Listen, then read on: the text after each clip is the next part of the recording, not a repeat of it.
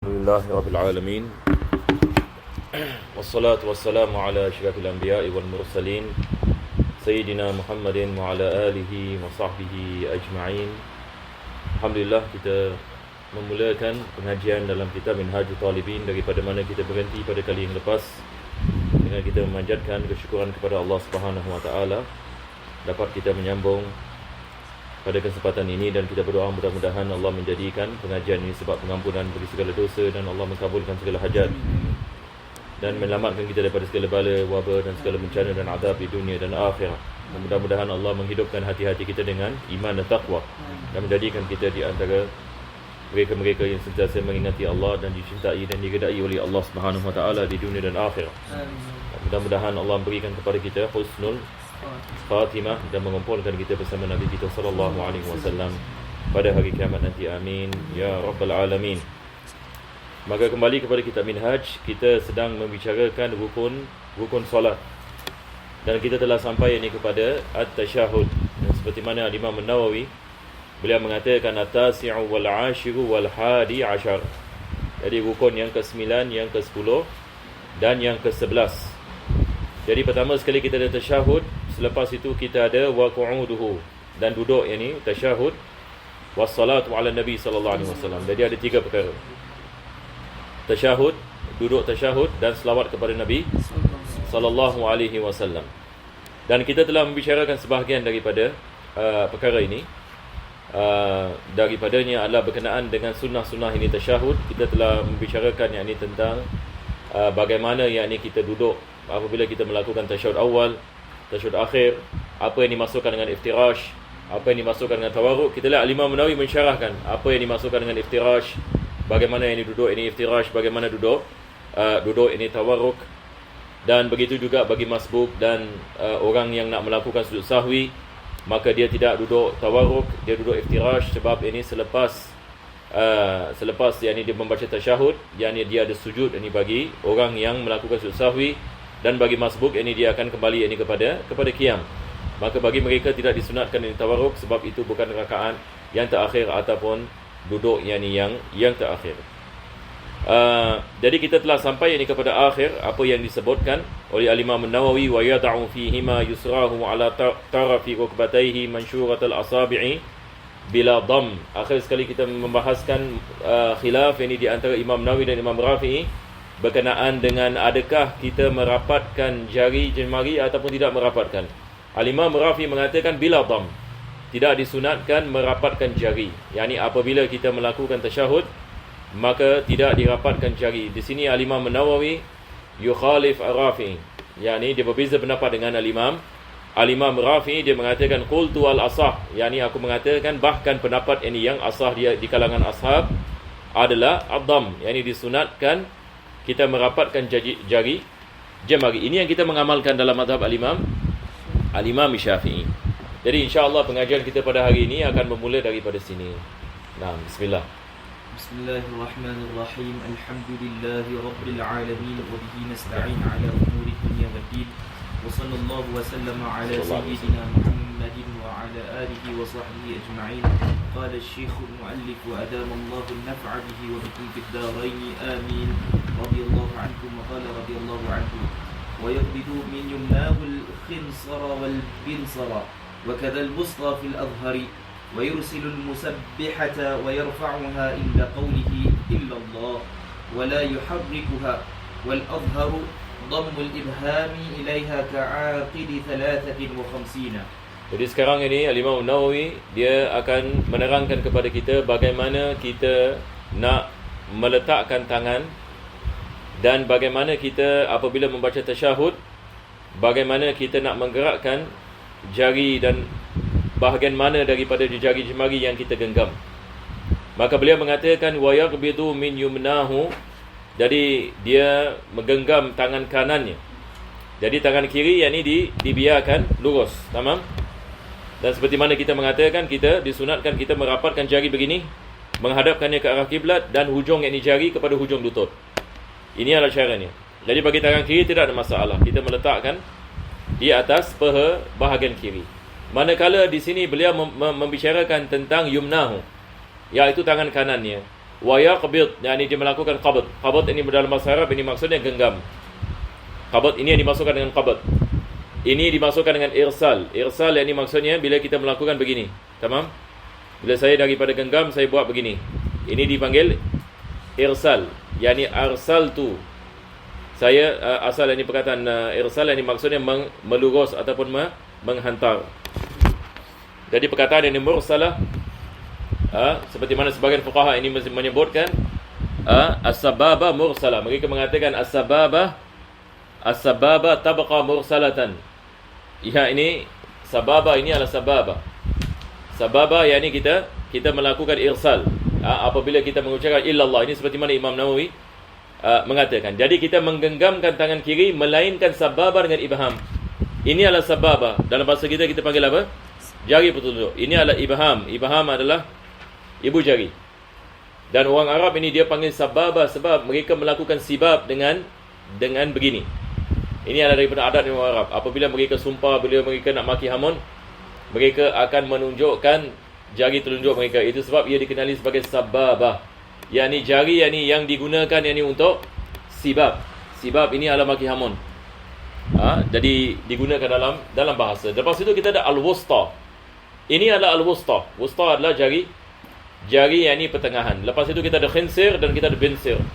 Ini semua adalah daripada nama jari jari. Dari bahasa Arab ini subhanallah, yakni semua bahagian badan manusia ada nama.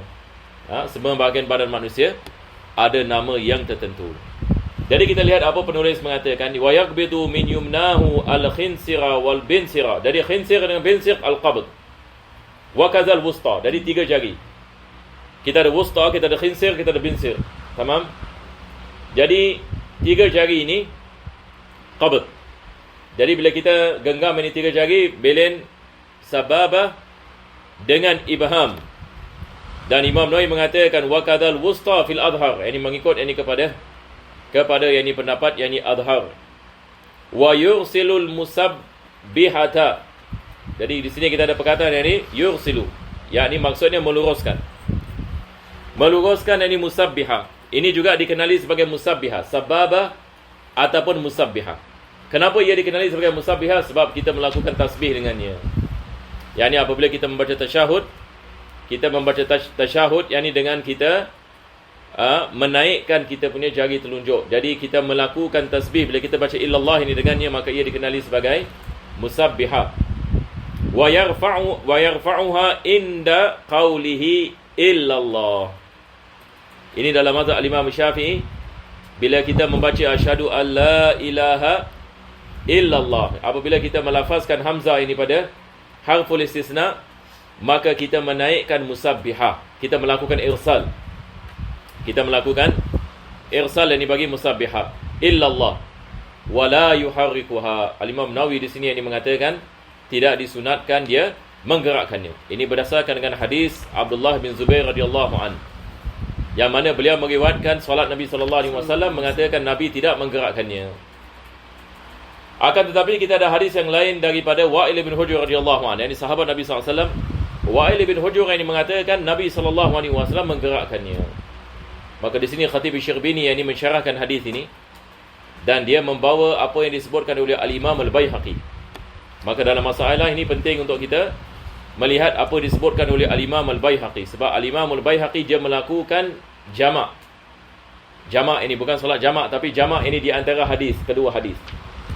Ya, kita ada yakni kaedah, apabila ada dua hadis yang sahih yang bercanggah makna, maka ulama kita akan melakukan jamak. Al-jam'u bainal haditsain. Apa maksudnya? Mereka lihat bagaimana kita nak mensyarahkan. Pada zahirnya seolah-olah yang ini dia bercanggah. Abdullah bin Zubair ini mengatakan Nabi tidak menggerakkannya. Wa'il bin Hujr ini mengatakan Nabi sallallahu alaihi wasallam menggerakkannya. Jadi macam mana? Kita tak boleh tic-tac-toe ambil satu hadis, lepas itu kita buang ini hadis yang lain. Maka apa yang disebutkan oleh Al-Imam Al-Baihaqi, dia mengatakan hadis ini Wa'il bin Hujr, apabila dia meriwayatkan Nabi sallallahu alaihi wasallam menggerakkan jari telunjuknya, maksudnya menggerakkan apabila dia mengucapkan illallah. Jadi apabila Nabi sallallahu alaihi wasallam ini mengatakan asyhadu an la ilaha illallah, dia menggerakkan jari ke tidak? Dia menggerakkan jari. Yani ini dia melakukan irsal, seperti mana kita mengatakan irsalul musabbihah. Dia meluruskan jari telunjuknya. Ini yang dimasukkan dengan tahrik berdasarkan dengan hadis Wa'il bin Hujr. Manakala selepas itu dia tidak menggerakkannya, maka ini adalah syarah yang dibagi hadis Abdullah bin Zubair. Jadi tidak ada ta'arud, tidak ada kontradiksi di antara kedua-dua hadis ini yang sahih. Sebab kedua-dua hadis ini sahih. Hadis ini Wa'il bin Hujr ini sahih. Hadis Abdullah bin Zubair ini juga ini merupakan hadis yang sahih. Ini adalah pendapat yang dalam mazhab Imam Syafi'i. Begitu juga kita lihat dalam mazhab Hanafi juga, mereka tidak menggerakkannya. Cuma kita berbeza dengan mereka berkenaan dengan bila diangkat al-musabbihah. Kita mengatakan ini illallah. Kalau tidak salah saya, mereka mengatakan apabila lafaz harfu jalalah Allah, illallah, apabila lafaz ini Allah, ini mereka mengangkat ini jaga mereka. Ada riwayat daripada Al-Imam Ahmad yang cenderung ini kepada hadis ini Wa'il bin Hujr, mengatakan digerakkan jari. Begitu juga ada pendapat dalam mazhab Maliki, mereka menggerakkan ini jari mereka. Dan kenapa mereka melakukan sedemikian? Disebabkan pertama sekali, hadis ini Wa'il bin Hujr ini mengatakan Nabi SAW ini menggerakkan jarinya. Dan perkara yang kedua, mereka mengatakan menggerakkan jari ini adalah sebagai satu langkah yang ini untuk melakukan sesuatu yang ini kepada syaitan yang sedang mengganggu orang yang sedang melakukan salat.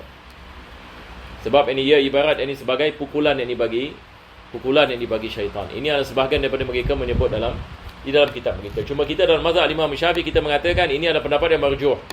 Tapi pendapat yang dipilih dalam mazhab adalah tidak digerakkan yakni jari sampai ini habis salat. Jadi beliau mengatakan wala yuharrikuha wal adharu dhammul ibhami ilaiha ka'aqidi 53. Selepas itu Al-Imam Nawawi beliau mengatakan mengikut ini pendapat yang adhar al-ibham, iaitu ibu jari dilakukan dhamm. Tamam. Sekarang yang ini kita pegang yang ini tangan kita begini, betul ke tidak? 3 jari ini kita melakukan qabd begini. Tamam. Jadi apabila illallah, ini kita menghadapkan ke arah kiblat. Manakala ibu jari kita juga kita melakukan dhamm. Jadi kita melakukan dhamm yang ini kepada jari telunjuk kita. Kita melakukan dhamm yang ini begini. Kepada ini yang dimasukkan dengan dhamm yang ibham. Ad-dhammu ilaiha, dhamir ini balik kepada musabbihah.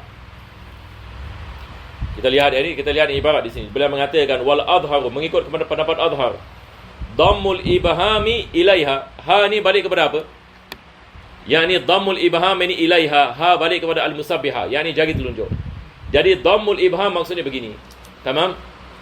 Yakni kita mengenakan ibham kepada jari telunjuk kita. Kita meletakkan di bawah begini. Baik, selepas itu Al-Imam Nawawi mengatakan ka'aqidi 53. Seperti orang yang nak memberitahukan nombor 53. Sebab orang Arab mereka ada cara untuk menggunakan jari jemari untuk memberitahukan angka. Untuk memberitahukan angka. Wallahu a'lam, orang Melayu ada ke tidak? Tapi biasa kalau kita biasakan kalau kita mengatakan begini, ini 2, betul ke tidak? Ini 3. Kita setakat tadi pakai jari jemari. Tapi orang Arab ini lebih-lebih lagi orang Mesir pada zaman dahulu, mereka ada cara yang ini untuk menggunakan jari jemari sampai ratusan. Yang ni sampai ratusan. Kita nak beritahukan kepada orang yang ni apa yang kita maksudkan dengan angka. Walaupun ratusan, ribuan, dia boleh gunakan jari dia. Jadi di sini beliau mengatakan sama seperti seseorang menggunakan jari jemari untuk menunjukkan nombor 53. Sekarang ini macam mana kita nak lihat 53? 53 ini menggunakan tangan. Baik, sekarang kita melakukan dhamm ini jari, 3 jari, betul ke tidak?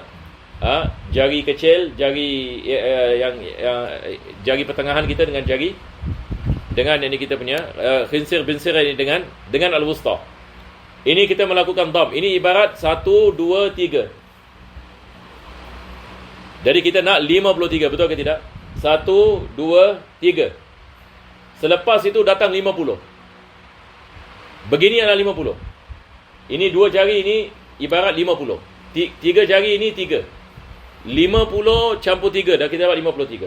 Jadi kita melakukan 1, 2, 3. Selepas itu, bagaimana ini boleh jadi 50? Baik, kita lihat di sini. Jari kita ni ada berapa? Ada berapa ini? Kita ada 1, 2, 3, 4, 5. Betul ke tidak? Sebab kita punya ibu jari ibarat ini 2. Apa kita panggil ni dalam bahasa Melayu? Kita punya apa? Kalau dalam bahasa Arab panggil un mula. Ini dikirakan satu un mula. Jamak anamil. Anamil adalah ini. Sebab kita punya, misalnya ini kita satu jari, ini satu jari tapi dia ada 3 apa? Ini dia. Jadi dia punya bahagian dia. Jadi sekarang kita ada berapa bahagian? Kalau ibu jari dengan jari telunjuk 5 bahagian. Betul ke tidak? Bagaimana kita dapat 5?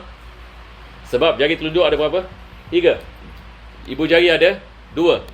Maka satu bahagian ni ibarat 10. Jadi kalau 5 bahagian berapa kita dapat? 50. Jadi bila kita melakukan begini, maka jari telunjuk dengan ibu jari ibarat 50. Ini adalah 50. 3 balik kepada jari yang digenggam. Jadi jari yang tidak digenggam dia ambil 50 bagi tiap-tiap bahagian. Manakala jari yang digenggam dia ambil singular. Dia ambil 1. Jadi kalau kita lepaskan jari, dia bagi tiap-tiap jari bahagian itu dia ambil 10. Dan ini juga yang kita ada khilaf. Sebagian orang Arab ini mengatakan kalau genggam ini begini ini adalah 9 sebab mereka mengambil iktibar tiap-tiap bahagian. Jadi 1, 2, 3, 4, 5, 6, 7, 8, 9. Sebagian mereka mengatakan ini 59 bukan 53. Ada khilaf. Cuma yang ini pendapat yang dipilih adalah ini ibarat yang ini 3 dan bukan 9. Ini ibarat 3. Jadi jari yang dilepas yang ini mengambil 10 bagi tiap bahagian. Manakala jari yang digenggam yang ini mengambil 1. Ini yang adalah cara kita mendapatkan berapa? Kita mendapatkan 53. Dan ini berdasarkan ini dengan riwayat ya. Berdasarkan dengan riwayat. Kita ada riwayat Abdullah bin Umar radhiyallahu anhu dalam Sahih Muslim. Yang mana beliau mengatakan kana alaihi salatu wassalam idza qa'ada wada'a yadahu al-yusra ala rukbatihi al-yusra. Dia mengatakan Nabi SAW apabila melakukan tasyahud, dia meletakkan tangan kiri kepada lutut kiri. Wa wada'a yadahu al-yumna ala rukbatihi al-yumna. Dia meletakkan tangan kanan kepada lutut kanan. Wa aqada 53. Dan dia melakukan angka 53. Wa asyara bis sababah. Dan dia melakukan menggunakan jari telunjuknya untuk melepaskannya dalam tasyahud. Jadi itu sebab ini kita dapat 53. Jadi dia berdasarkan dengan hadis ini Abdullah bin Umar. Hadis ini sahih, ini berkenaan dengan perkara ini. Jadi saya rasa tidak ada masalah insya-Allah. Muqabil macam mana? Ya saya? Ya? Muqabil ni macam mana? Muqabil bagaimana? Ini agak salah kan? Tapi muqabil ni wallahu alam. Wa thani dia mengatakan wa yad'u al-ibham 'ala al-wusta.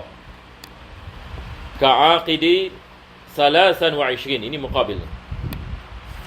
Yani dia adalah 23. Dia adalah 23. Ini adalah qaul yang muqabil. Jadi kalau 23, bagaimana yang ni?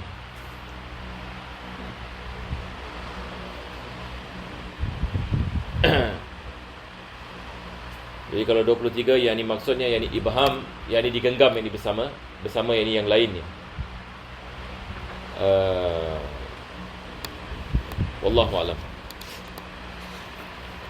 Ada sebagian riwayat mengatakan begini.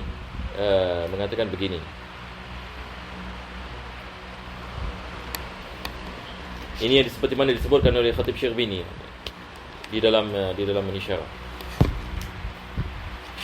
Baik, teruskan. والصلاة على النبي صلى الله عليه وسلم فرض في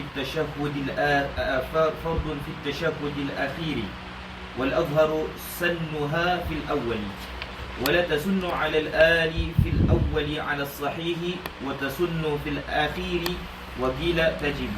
Selepas itu penulis membicarakan tentang selawat ini kepada Nabi sallallahu alaihi wasallam. Dan seperti mana kita mengetahui, selawat kepada Nabi sallallahu alaihi wasallam dia adalah wajib, rukun yakni daripada rukun salat pada tasyahud akhir. Manakala pada tasyahud awal dia adalah sunnat ab'ad. Pada tasyahud awal ini dia adalah sunnat ab'ad. Ini yang disebutkan oleh Imam Nawawi, wal adharu sannuha fil awwali. Wal adharu sannuha fil awwali. Maka dalil kita dalam mazhab Imam Syafi'i, walaupun ada khilaf ini di antara mazhab, sama ada salawat atas Nabi SAW wajib ke tidak wajib. Sebahagian mazhab mengatakan tidak wajib. Maka kita mengatakan wajib ini berdasarkan ayat Al-Quran. Allah mengatakan, ya ayyuhalladzina amanu sallu alaihi wa sallimu taslima. Dan Nabi SAW yakni mendatangkan yakni selawat ini di dalam yakni salat. Dan berkenaan dengan tasyahud yakni awal, ini yang penulis ini mengatakan wal adhar sannuha fil awwali. Mengikut yakni kepada pendapat yakni adhar, maka disunatkan yakni pada yakni tasyahud yakni awal. Muqabil yakni adhar tidak disunatkan. Mendatangkan selawat kepada Nabi sallallahu alaihi wasallam pada tasyahud awal. Wala tusannu 'alal al. Dan selepas itu penulis ini mengatakan tidak disunatkan selawat yakni atas ahli keluarga Nabi sallallahu alaihi wasallam. Ini juga ini kita ada yakni khilaf ini berkenaan dengan perkara ini berkenaan dengan tasyahud akhir. Nanti akan disebutkan. Tapi sekarang ini beliau mengatakan tasyahud awal. Soalannya adakah disunatkan kita mendatangkan tasyahud awal kita mendatangkan selawat atas ahli keluarga Nabi SAW pada tasyahud awal? Maka di sini kita nak pay attention sikit ya. Apa disebutkan oleh Imam Nawawi di sini? Dia mengatakan wala tusannu 'alal ali. Maksudnya tidak disunatkan selawat kepada ahli keluarga. Al-al ini maksudnya ahli keluarga Nabi sallallahu alaihi wasallam, seperti mana kita mengatakan Allahumma salli ala Muhammadin wa ala ali Muhammadin. Ini yang dimaksudkan, yakni selawat atas Nabi dan ahli keluarga Nabi sallallahu alaihi wasallam. Tidak disunatkan yakni kita berselawat atas ahli keluarga Nabi sallallahu alaihi wasallam pada tasyahud awal ala sahih, mengikut yakni pendapat yang sahih. Yakni pendapat yang sahih, yakni pendapat yang kuat ke pendapat yang lemah? Kalau sahih dia ada pendapat yang kuat, muqabil dia ada dhaif, betul ke tidak? Kalau kita ada sahih yang dimaksudnya muqabil yang ini tidak kuat, tidak boleh diamalkan muqabil. Taib. Jadi di sini yang dimaksudnya ini adalah makna yang ditekankan. Apabila kita melakukan salat, kita tidak melakukan selawat yang ini kepada ahli keluarga Nabi sallallahu alaihi wasallam. Kenapa di sini Al-Imam Nawawi dan juga Ashab Syafi'i mereka keras ini dalam masalah ini? Sebab mereka mengatakan Allah sahih. Yakni maksudnya yakni ditekankan yakni supaya tidak disunatkan. Yakni maksudnya tidak didatangkan dalam tasyahud awal. Jadi maksudnya dalam tasyahud awal hanya disunatkan selawat atas Nabi SAW. Seperti mana dia mengatakan mengikut pendapat Adhar. Mengikut yakni pendapat Adhar, muqabil Adhar mengatakan tidak disunatkan hatta selawat kepada Nabi sallallahu alaihi wasallam. Tetapi soalannya adalah kenapa tidak disunatkan kita mendatangkan selawat kepada ahli keluarga Nabi SAW? Kalau orang menanyakan kepada kita, kenapa tak? Kenapa kita tidak mendatangkan ini selawat ini kepada ahli keluarga Nabi SAW pada tasyahud awal dan lebih afdal ditinggalkan? Lebih afdal ini ditinggalkan. Jawapannya adalah ada qaul yang mengatakan selawat kepada ahli keluarga Nabi SAW pada tasyahud akhir adalah rukun, dan ini adalah pendapat Imam Syafi'i. Al-Imam Syafi'i dalam salah satu daripada pendapatnya mengatakan wajib kita selawat atas ahli keluarga Nabi SAW pada tasyahud akhir, dan dia menulis syair ini tentang perkara ini. Dia mengatakan ya ahla baitin hubbukumu fardun minallahi fil Qur'ani anzala wa man lam yusalli alaikumu fala salatalah. Dia mengatakan wahai ahli keluarga Nabi SAW, sesungguhnya kecintaan kepadamu adalah wajib, seperti mana Allah telah turunkan Al-Quran menerangkan ini. Barang siapa yang tidak bersalawat ke atas kamu maka tidak sah salatnya. Ini maksudnya selawat atas ahli keluarga Nabi SAW menurut Al-Imam Syafi'i. Salah satu daripada qaul Al-Imam Syafi'i, dia adalah rukun dalam salat. Barang siapa yang tidak mendatangkannya tidak sah salatnya. Taib. Walaupun kita memahami pendapat mu'tamad, tidak diwajibkan kita selawat kepada ahli keluarga Nabi SAW pada tasyahud akhir. Betul ke tidak? Apakah hukum yang melakukan selawat kepada ahli keluarga Nabi SAW pada tasyahud akhir? Dia adalah sunnah apa? Sunnah aba'an. Ini yang kita belajar dalam Syarh Safina. Dia adalah sunnah aba'an. Tapi dia bukan rukun. Tetapi ada qaul Imam Syafi'i mengatakan ia rukun. Disebabkan ada qaul mengatakan dia rukun, maka kalau kita mendatangkannya dalam tasyahud awal, maksudnya kita telah menukilkan rukun qauli bukan pada tempatnya. Seperti mana kita mempelajari tentang sujud sahwi, antum sudah mempelajari tentang sujud sahwi, daripada sebab disunatkan kita melakukan sujud sahwi apabila kita mendatangkan rukun qauli bukan pada tempatnya. Apabila kita mendatangkan rukun qauli bukan pada tempatnya, ada ulama mengatakan ia boleh membatalkan salat, cuma kita dalam mazhab Syafi'i mengatakan disunatkan kita mendatangkan sujud sahwi sebab kita telah melakukan kekurangan dalam salat, walaupun ia tidak membatalkan salat. Maka disebabkan ada qaul yang mengatakan wajib selawat kepada ahli keluarga Nabi sallallahu alaihi wasallam dan dia adalah rukun daripada salat, didatangkan pada tasyahud akhir, maka mendatangkannya pada tasyahud awal menyebabkan kita menukilkan rukun qauli bukan pada tempatnya. Maka ada pendapat mengatakan ia boleh membatalkan salat. Disebabkan itu, ulama kita mengatakan lebih afdal ditinggalkan. Lebih afdal ditinggalkan. Sebab ini yang kedua adalah tasyahud awal mabniun ala takhfif. Tasyahud awal ulama kita mereka mengatakan dia adalah bagi takhfif, yakni diringkaskan.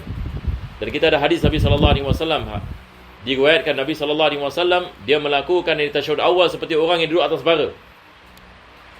Dia melakukan tasyahud awal ini seperti apa? Orang yang duduk atas bara. Ini maksudnya yakni dengan dia melakukan dengan cepat. Tidak disunatkan kita melambatkan tasyahud awal, dan ini adalah daripada cara kita memahami fikih seseorang. Seperti mana yakni guru kita ini pernah mengatakan daripada cara untuk kita memahami kefakihan seseorang dalam dua perkara.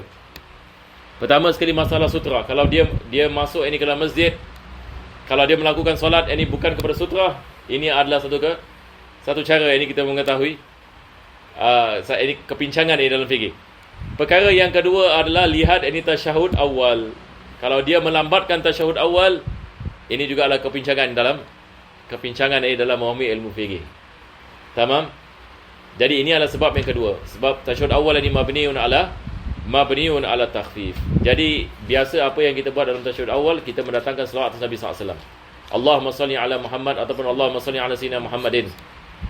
Lepas itu yang ini kita naik tanpa yang ini kita selawat ini kepada ahli keluarga Nabi SAW. Jadi ada orang ini mungkin dia tak faham ini, dia menyangkakan apa salahnya kita selawat kepada ahli keluarga Nabi SAW walaupun mabniun ala takhfif.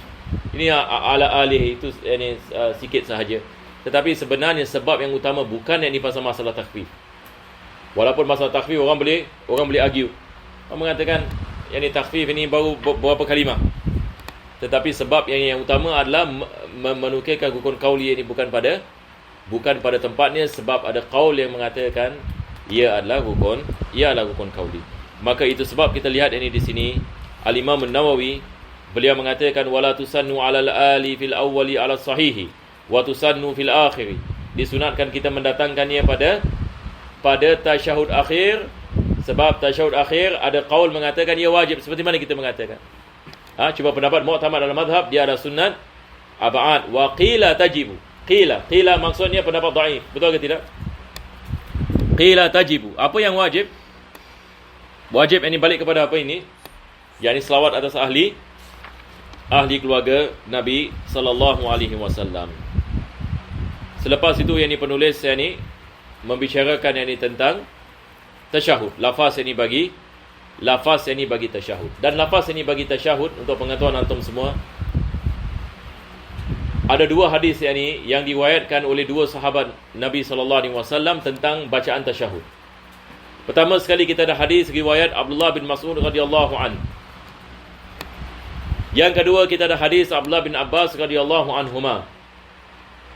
Kita ada dua hadis meriwayatkan bacaan tasyahud Nabi sallallahu alaihi wasallam.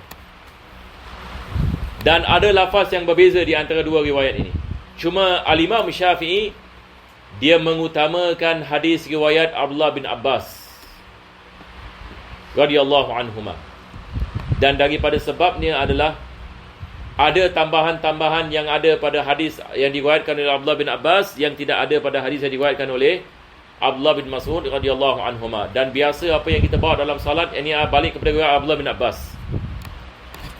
Balik ini kepada riwayat dari Abdullah bin Abbas radhiyallahu anhuma. Ini seperti mana disebutkan oleh Khatib Syirbini, yang mana beliau mengatakan wa akmalu tasyahudi masyhurun warada fihi ahaditsu sahihatun bi alfazin mukhtalifah ikhtara Syafi'i.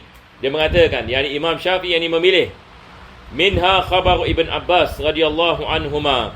Selepas itu dia menukilkan hadis ini Abdullah bin Abbas radhiyallahu an. Dia mengatakan kana Rasulullah sallallahu alaihi wasallam yuallimuna tasyahuda fa kana yaqul, yakni dia mengatakan at-tahiyatul mubarakatuh salawatut tayyibatu lillah. Ini yang biasa yang kita baca kan, at-tahiyatul mubarakatuh salawatu tayyibatu lillah. Assalamu alayka ayyuhan nabiyyu wa rahmatullahi wa barakatuh. Wassalamu alayna wa ala ibadillah salihin. Asyhadu an la ilaha illallah wa asyhadu anna Muhammadar Rasulullah wa asyhadu anna Muhammadar Rasulullah. Ini seperti mana diriwayatkan oleh Imam Muslim. Selepas itu hadis riwayat Ibn Abbas. Nampak? Dia nukilkan Ibn Mas'ud. Khatib Syirbini dalam Mughni, antum boleh lihat. Riwayat Ibn Mas'ud mengatakan at-tahiyatu lillah. Nampak tak dia short form? Yang ni sekarang ni kalau kita bandingkan Ibn Abbas, riwayat Ibn Abbas dengan Ibn Mas'ud, riwayat Ibn Abbas ada at-tahiyatul mubarakatus salawatut tayyibatu lillah. Manakala Ibn Mas'ud at-tahiyatu lillah. Nampak? Jadi hanya at-tahiyat saja. Tapi Ibn Abbas, riwayat Ibn Abbas ada al-mubarakat wassalawat. Maka di sini Al-Imam Syafi'i yang memilih riwayat yang ini Ibn Abbas. At-tahiyatu lillah wassalatu wattayyibatu. Assalamu alayka ayyuhan nabiyyu wa rahmatullahi wa barakatuh. Assalamu alayna wa ala ibadillah salihin. Asyhadu an la ilaha illallah wa asyhadu anna Muhammadan abduhu wa rasuluh. Ini adalah riwayat yang ini Ibn Abbas. Lepas itu kita ada riwayat Sayyidina Umar Al-Khattab, at-tahiyatu lillahi zakiyat. Nampak beza? Jadi kita ada beberapa ini riwayat berkenaan dengan tasyahud. At-tahiyatu lillahi zakiyat, lillahi at-tayyibatu lillahi, as-salawatu lillahi, assalamu alayka ila qawlihi wa asyhadu anna Muhammadan abduhu wa rasuluh. Maka Imam Nawawi mengatakan, mungkin antum baca dulu, wa akmalu tasyahud وأكمل التشهد مشهور وأقله التحيات لله سلام عليك أيها النبي ورحمة الله وبركاته. Ini adalah riwayat Ibn Mas'ud, yakni aqal tasyahud, yakni yang paling ringkas. Jadi kalau kita lihat ini riwayat Ibn Mas'ud, dia ringkas, paling ringkas. Manakala akmalu tasyahud balik kepada hadis Ibn Abbas, tamam? Ini seperti mana Khatib Syirbini syarahkan ini, kalau antum lihat. سلام علينا وعلى عباد الله الصالحين أشهد أن لا إله إلا الله وأشهد أن محمدا رسول الله وقيل يحذف وبركاته والصالحين ويقول وأن محمدا رسول الله وأن محمدا رسوله قلت الأصح وأن محمدا رسول الله وثبت في صحيح مسلم والله أعلم.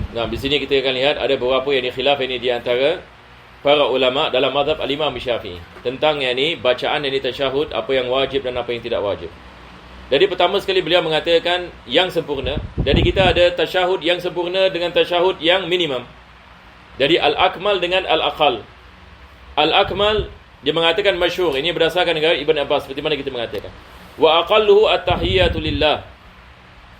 Ini adalah riwayatnya ni Ibn Mas'ud radhiyallahu an. At-tahiyatu lillah salamun ataupun assalamu. Kalau kita lihat riwayat ada alif lam. Tapi di sini yakni beliau menukilkan yakni tidak ada yakni alif lam. Tapi yakni ia membawa makna yang sama. Salamun alayka ayyuhan nabiyyu wa rahmatullahi wa barakatuh. Salamun alayna wa ala ibadillah salihin. Ini aqallu tasyahud. Lepas itu asyhadu an la ilaha illallah wa asyhadu anna Muhammadar Rasulullah. Antum kalau lihat ini kitab, dia mesti ada sabdu, tasydid. Dia idgham. Wa asyhadu anna Muhammadar Rasulullah. Wajib. Wajib ini idgham. Ini seperti mana disebutkan dalam Fathul Muin. Antum boleh lihat kita telah dalam kitab Fathul Muin, yakni penulis ini menekankan perkara ini. Walaupun dalam segi kitabah kita lihat ini ada printing, tidak ada sabdu. Jadi dia stick no. Kalau satu orang ini baca wa asyhadu anna Muhammadan Rasulullah, tidak sah tasyahud. Tidak sah tasyahud. Apa sebabnya? Sebab bila kita menjatuhkan tasydid, kita menjatuhkan huruf. Itu sebab ini tasydid. Seperti mana dalam kitab Safina, dalam Fatihah kita ada berapa tasydid? Kita ada 14 tasydid. Dalam tasyahud kita ada 21 tasydid. Salah satu daripadanya adalah wa asyhadu anna Muhammadar Rasulullah. Wa asyhadu anna Muhammadar Rasulullah. Wa qila yahdhifu ataupun wa qila yahdhifu wa barakatuhu. Yani maksudnya tidak disebutkan barakat. Yani di mana ada barakat? Yani kalau kita lihat dia pada awal ni at-tahiyatul mubarakat. Ini kalau riwayat Ibn Abbas ini ada perkataan mubarakat. Ada pendapat yang lemah mengatakan tidak disebut yang ini mubarakat. Tidak disebut al-mubarakat. Yahdifu wa barakatuhu was-salihin. Begitu juga ini perkataan ini salihin. Assalamu alayna wa ala ibadillah. Jadi perkataan as-salihin, ada yang ini pendapat yang ini mengatakan tidak disebut. Jadi ini ada pendapat yang lemah. Yang ini pendapat ini daripada pendapat Qil. Qil yang ini Sirat Tamrid, yang ini dia adalah pendapat yang lemah. Selepas itu penulis yang ini dia menukilkan pendapat Al-Imam Rafi'i. Al-Imam Rafi'i yang ini dia mengatakan wa anna Muhammadan rasuluhu. Yani kita mengatakan asyhadu an la ilaha illallah wa asyhadu anna Muhammadan rasuluhu. Adakah kita mengatakan wa asyhadu anna Muhammadan rasuluhu ataupun wa asyhadu anna Muhammadar Rasulullah? Ini khilaf ini di antara Imam Nawawi dengan Imam Rafi. Al-Imam Rafi yang mengatakan wa asyhadu anna Muhammadan rasuluhu. Manakala Al-Imam Nawawi mengatakan qultu al-asah wa anna Muhammadar Rasulullah. Wa sabata fi sahih Muslim wallahu alam. Yani Al-Imam Nawawi dia mentarjihkan pendapat yang mengatakan asyhadu an la ilaha illallah wa anna Muhammadar Rasulullah. Tidak ada asyhadu. Pertama sekali adalah perkataan Rasulullah. Manakala Imam Rafi yang mengatakan Rasuluhu. Imam Nawawi mengatakan Rasulullah. Jadi bila kita melafazkan Rasulullah, yang ini ada idgham. Wajib yang kita melakukan idgham. Wa asyhadu anna Muhammadar Rasulullah. Perkara yang kedua, Al-Imam Nawawi menukilkan ini pendapat tidak diulang asyhadu. Ini seperti mana beliau sebut dalam Sahih Muslim. Syarah ini bagi Sahih Muslim. Sekarang ini kita apabila kita baca tasyahud, kita baca asyhadu an la ilaha illallah wa asyhadu anna Muhammadar Rasulullah, ataupun kita baca asyhadu an la ilaha illallah wa anna Muhammadar Rasulullah. Al-Imam Nawawi beliau mengatakan tidak diulangi ini asyhadu. Manakala Al-Imam Rafi ini mengulanginya. Jadi ini adalah daripada yakni perbezaan di antara Al-Imam Nawawi dengan Al-Imam Rafi'i.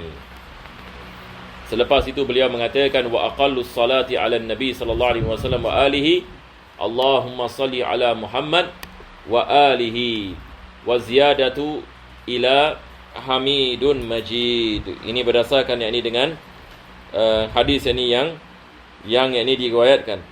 Apabila seseorang menanya kepada Nabi sallallahu alaihi wasallam, bagaimana yakni kita nak melakukan selawat ini kepadamu ya Rasulullah, maka Nabi sallallahu alaihi wasallam mengajarkan yang ini kepadanya selawat ini. Jadi insya-Allah ini kita berhenti yang ini di sini dan kita akan meneruskan yang ini pada pengajian yang akan datang ini insya-Allah taala. Alhamdulillahirabbil alamin. Allahumma salli wa sallim ala sayyidina Muhammad wa ala ali sayyidina Muhammad. Rabbana atina fid dunya hasanah wa fil akhirati hasanah wa qina adzabannar. Sallallahu ala sayyidina Muhammadin wa ala alihi wasallam. Alhamdulillah.